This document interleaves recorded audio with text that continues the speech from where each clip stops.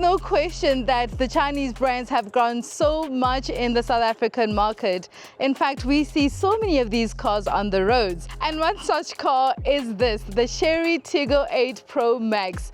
What a mouthful.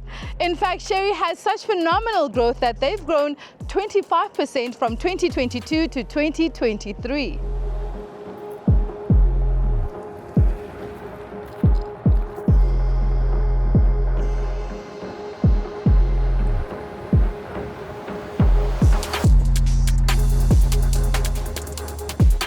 This is the range-topping Tiggo 8 Pro Max, and it features some slight updates such as the LED housing as well as the silver borders around the big grille. Keeping with the big grille, I mean, they have the Chery badge right in the middle. Well, so does every car, right? But this one, however, lights up as you approach it, which I think is quite a nice touch. In the rear, it features a single tailpiece and 4 pipes. 4 pipes? Wow.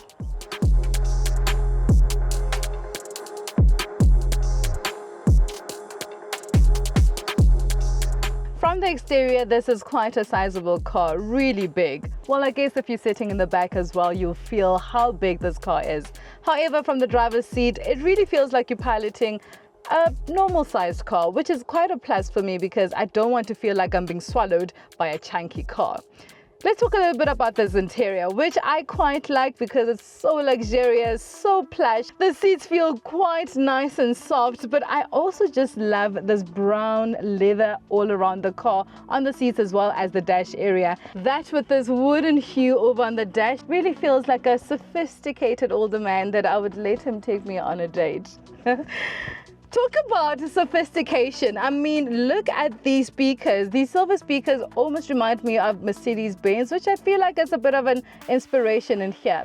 This car also features a panoramic sunroof which stretches over to the rear and also brings in beautiful light as you drive. All around, I think this is a really good cabin to be in. Really plush and sophisticated, and I think you're getting your money's worth.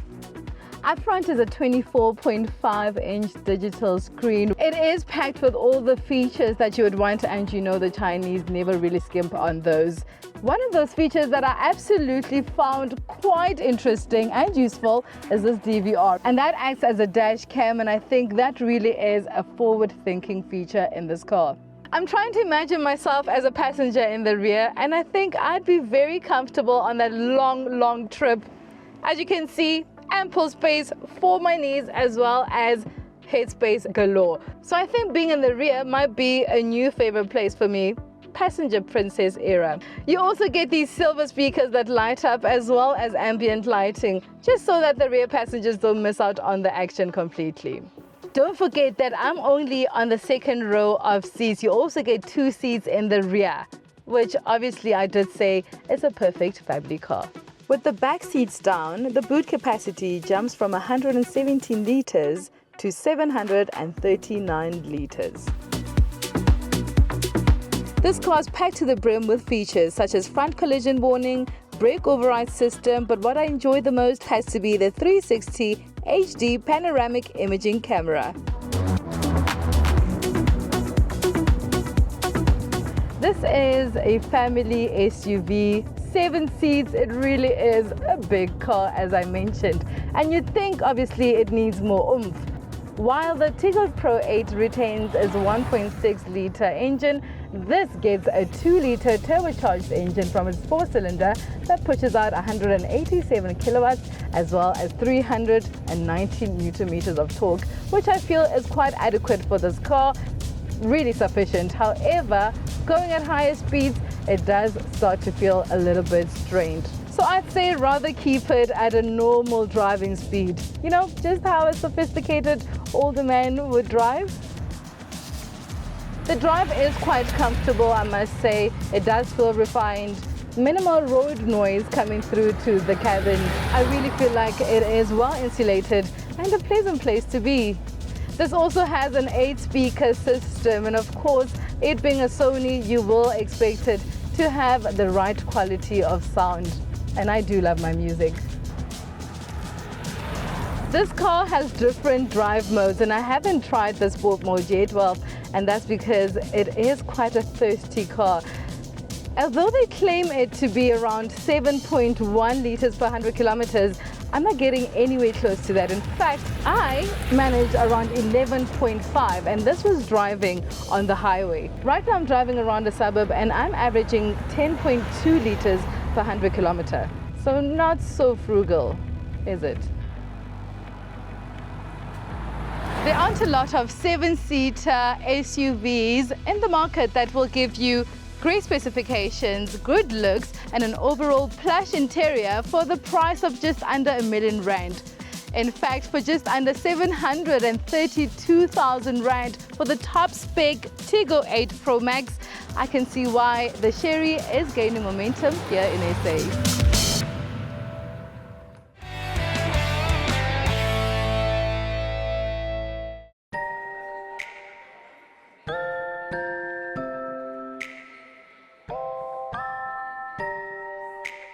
Welcome back to Ignition GT. While many manufacturers employ a 6-year model cycle with major updates around the midlife mark, Chery has opted for a philosophy of continuous updates. The latest set of improvements take the range-topping Tiggo 8 Pro even further upmarket, but has it addressed the biggest shortcomings of the original? Okay, I'm going to just start in a different place, if you don't mind. Sure, by all The means. Pro Max. Yes. Because the original one, the 1.6, the 148 kilowatts, was fine. And when I originally first tested the Pro Max, which jumped to the 187 kilowatts, 390 Newton, I found the one thing was it was a bit of an all or nothing. And for example, to actually just pull off gently and smoothly was quite a challenge. Yeah, you look like a boy racer. Correct. To do a Yeah, burnout. correct. And I don't know about you, but I struggled not to. Yes. I was also quite shocked when I drove for the first time. Yeah. I was like, what GTI engine is in this thing? 'Cause this thing is quick, yeah? Yeah, but now you know they have brought the all-wheel drive version. And I had the interesting situation where I've just had the all-wheel drive on test. Okay. And then Colin, through the my change cars connection, less than a week later had the front-wheel drive version. Okay. So I scrounged off him for 2 days. Yeah.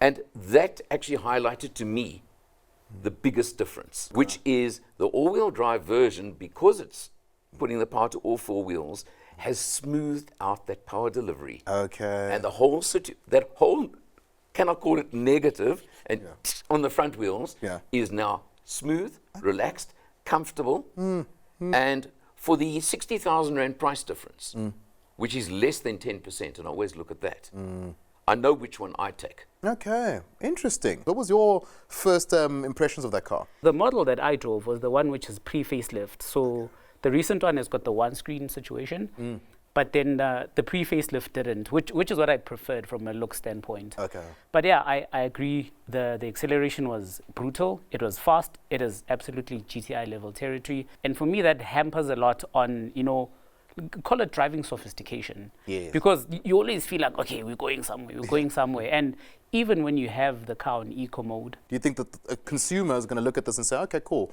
I can understand why I would need to buy this one over a pre-facelift model? They've come up with making the interior much more premium. Feels good, it looks good.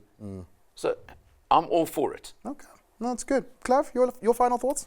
I mean, for me, all things considered, it's definitely value. Whether or not the updates, warrant the jump in price. If I remember correctly, when I had it, it was about 630, 640. I think it's knocking on 700 now. So it's neither here or there. But generally, as a car, I do feel that it offers a lot of value. It's one of the better 7-seaters. It looks very good inside and out. So generally and holistically, I do think that the car offers very good value. Very good, gents. Very, very good indeed.